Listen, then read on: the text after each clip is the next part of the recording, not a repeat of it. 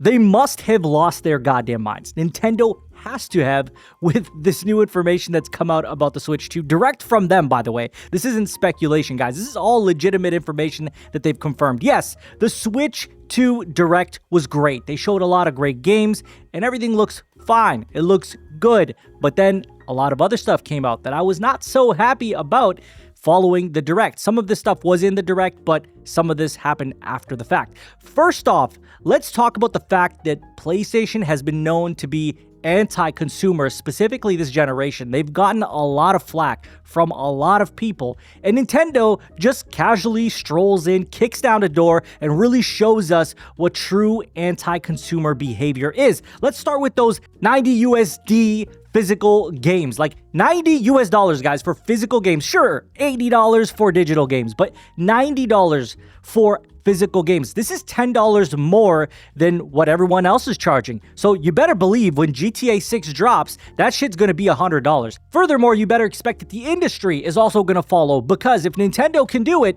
everyone else is gonna do it as well, as long as they feel they can get away with it, which in most cases, you're gonna see that happen. Sports games, Call of Duty, any AAA game, you're going to see that. Maybe indie games will be the only games that don't do this, but as far as other games go, yeah, you're going to see them all jump their prices up to $90 for their games at release. And as we know, Nintendo doesn't drop the price of their games easily. Sometimes you might get a subtle sale on their games, but nothing crazy, nothing like, bargain bin, $20 type of deal. That's just not going to happen, not with Nintendo games usually. Furthermore, they've added game chat, which, okay, hey, we used to do game chat on PS2. We used to do game chat on original Xbox. Okay, you want to equate it to party chat? All right, sure enough. We've been doing party chat since 360 era. All right, sure enough. They've started adding you could share your gameplay. Hey, we could do that on PS4 as well. And guess what? In most of these cases, this is a free feature. You don't have to have a PlayStation Plus subscription to do party chats. You only need that for actual online play, which is a whole other conversation itself for people who don't like that. But as far as Nintendo goes, they're going a step further and just saying, hey, we're going to make game chat a whole thing, and it's going to be a paid thing, but we'll give you a grace period where it's free for people to try it out, but ultimately you got to pay for it. And if this doesn't make things worse, well, there's paid 60 frames per second patches and other type of quality of life patches as far as performance goes, which should, I don't know, be a free update, because that's how it should be. As we've seen with many games that you put on a next generation console, performs better for, again, free. But Nintendo isn't about that, right? They're not about giving you great things or great advantages as a consumer for jumping in and buying their newest hardware. They want to make sure that you're paying for every single thing. So much so, they have a paid welcome tour game. The kind of thing that PlayStation threw in their console as a free thing, as a, hey, Astro's Playroom, come play this. Come experience what PlayStation has to offer, what the DualSense has to offer. And that was a free experience. And Nintendo's just like, no, you're going to pay for that as well. You're going to pay for this really non-inspired welcome tour game. Guys, if you remember, Wii Sports was free. Wii Sports was a huge hit. It was free. It came with the Nintendo Wii. They couldn't even be bothered to give you a free welcome tour game to kind of show you the features of the new Nintendo Switch 2. And it gets worse. They don't even give you an OLED option. They are going to try to sell you an OLED option probably a year to 2 years down the road. They're never going to make a light edition, because that's just what they do. That's Nintendo. They like to make you double dip, triple dip on their stuff, which is, again, ridiculous. It's anti-consumer. If everybody's about, consumerism, we want positive consumer tactics. We don't want anti-consumer tactics. Well, Nintendo's definitely not doing that. Let's go a step further. Let's talk about the price tag. $449. All right, $449, the price of a PlayStation 5 Slim Digital Edition. So we're comparing two very different consoles. One that is far, far more powerful and more capable. And on top of that, not charging you, I don't know, $90 USD for physical games, and not even including first-party games here. We're also looking at some of the biggest third-party games coming to this platform versus the Nintendo Switch. Like, again, I get it. Nintendo, they live on an island, as people say, so we just forgive them and allow them to do whatever they please, and we just kind of scrub it off as, oh, it's Nintendo. It's a Nintendo thing.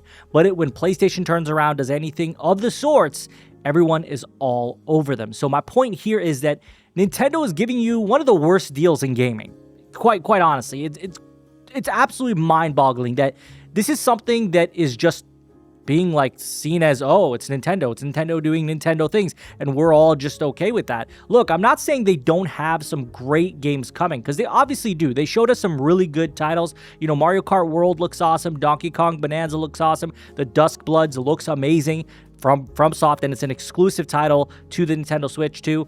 It looks good. There are good games coming to the platform, but there's a lot of strategies and tactics here, and I just can't wrap my mind around them in understanding why they would do this, other than to obviously make more money. But you're really hurting your fan base like this, because in Canada, if you guys don't know this, we already pay more because of currency conversion, of course, right? Like, it's all relative to the dollar. So we're paying likely 110 Canadian dollars for each game before the tax, depending on the province you live in. In Ontario, we pay 13% tax on top of that. So this is a lot of money. This is a big jump for Nintendo games. I just don't get it. I really don't get it. And I don't understand why we're going to just kind of like laugh this off as, oh, it's Nintendo doing Nintendo things. I don't agree with it. And you guys gotta also remember, it's not like Nintendo games are these big AAA massive teams that they put out games on such a caliber that they require so many resources to build these games. These are very, very simple games in most cases, platformers that are being made by much smaller teams. The dev time is much shorter. Everything about it is less in terms of budget sizes. So they're really raking in the money as far as the cost of their games, you know, being developed versus what they charge for people to play them. I don't know, man. I don't agree with this. It's really turned me off of the Switch 2. Originally, after the event, I said, you know what? I'm sold on this. Following up and seeing the way they're going about things, I am more inclined to wait for a while until they drop like a Zelda game or something where I'm just like, I need to play this.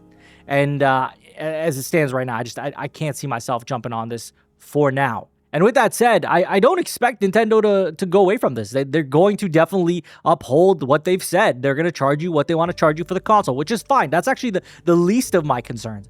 But they're going to charge you the $90 USD for physical games. They're going to make you pay for an online subscription for Game Chat down the road. They're going to make you pay for those 60 FPS patches for Tears of the Kingdom and for Breath of the Wild. And they're going to make you pay for that Welcome Tour game if you're interested in that, which I just don't see why anybody would pay for that when they could just play any other game and get a much better experience. As far as, you know, this goes compared to what PlayStation has done in the past, I think this is much worse than what PlayStation has done in the past. If anything, I think PlayStation has done more positive things than Nintendo has as far as consumerism goes and making positive consumer choices versus these anti-consumer choices that Nintendo's making. And yeah, that's where I sit with this. I would love to hear your guys' thoughts on this. This is absolutely nuts to me.